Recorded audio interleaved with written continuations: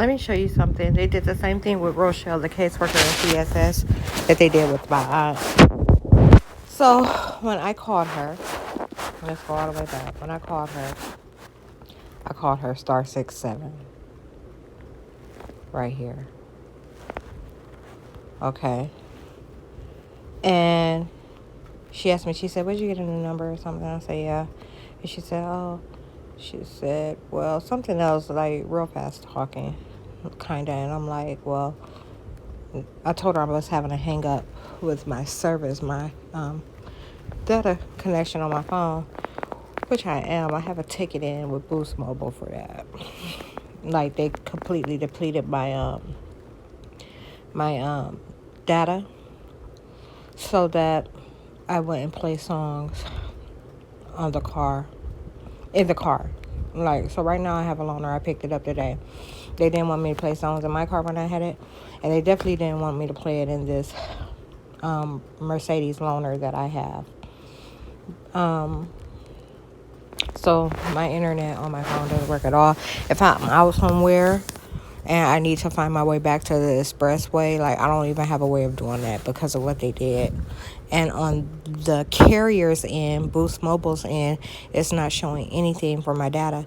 So when they look into it, it's not even like, this much was spent doing this much was spent doing that. And we see that this is how you depleted it. Like, it's actual searches and app usage. There's nothing. There's no data at all.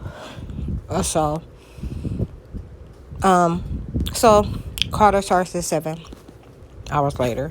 I get a text from her, and look, this is what happened. I was on my dashboard. If I close out of here, it's not going to show it. I was on my dashboard, like, which is the screen before I turned the phone on or unlocked the phone, and it has like an overview of like some messages that I got. It's also referred to as banners, I guess. And my banners are doing some weird shit too. It's acting like a droid because they're calling this phone a Samsung. On Boost Mobile's end, they're not identifying my phone as an iPhone.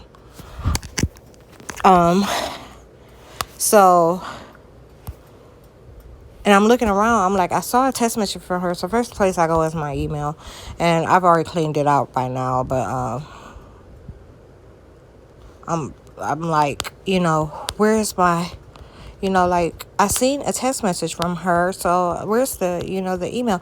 Normally when I get a text message from a phone number, this is what it looks like.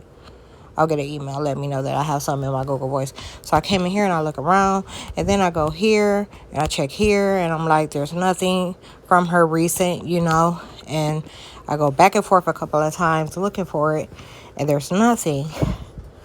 And then just now, all these hours later, at the end of the day, I'm in here, and I'm like, oh, finally, I don't have a flood of text messages that aren't even intended for me.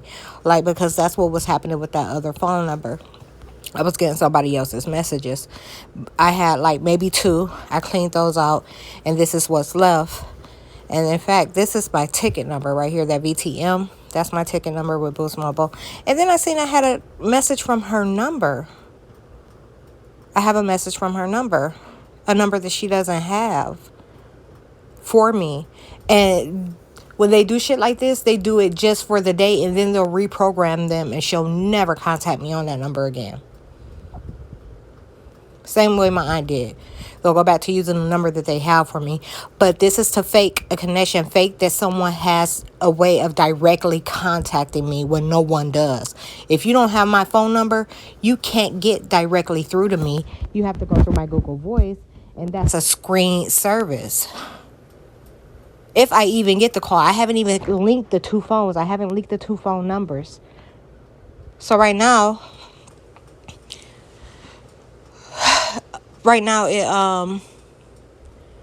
it doesn't even, like, say that's the car dealer. That message that just came through. I ain't talking about. And see how after I get the text message, I'll get an email also telling me what the message is, and I can respond either way. So Yeah, they do it just for the day to fake to claim that someone has a way of getting directly through to me, and he's actually the one that they're claiming has direct contact because he had the last phone number. It's a dealership. I called a lot of dealerships with that number.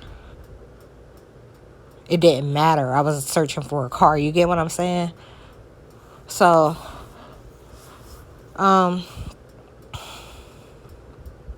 yeah, they're acting like someone has they're claiming that someone is of high importance to me. So a high of importance that I might give them my personal phone number to get a hold of me. And that's a lie. No one has the phone number that I just got. And tomorrow it'll go right fucking back to being that way. But today they're lying and faking it.